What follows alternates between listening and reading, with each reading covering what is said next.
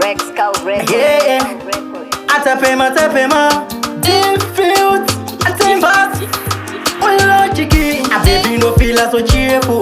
Can now only pay go bang, the capo cafe so beautiful. One no ripon got the hang, so fast and deep my relic. So I teach the bora pa finish.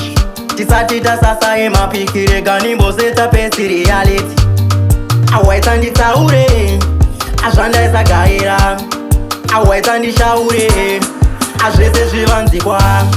A Waita Ndishaure mashoka katika mwana uri mutea suva.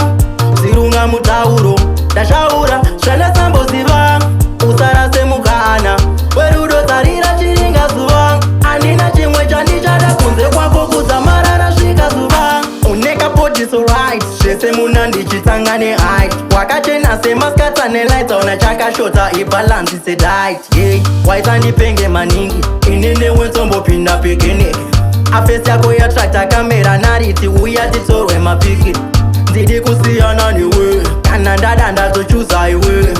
Ukanzwanda sasa kori minola uri kutupa shese usagaye. A Waita Ndishaure, a shanda esa gaira.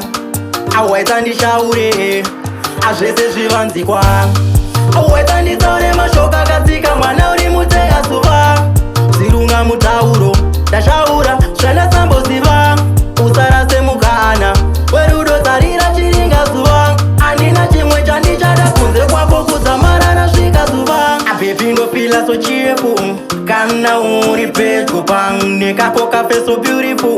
One uri pon gade hang, so fast and deep my relic. So I titi the bora pa finish. Tisatita sasa ema pikire gani boseta pesi reality. A Waita Ndishaure, a shanda esa gaira. A Waita Ndishaure, a jese jivanzi kwa. A Waita Ndishaure mashoka katika mwana uri mutea suva. Sirunga mutauro, Ndishaura, shana sambo ziva.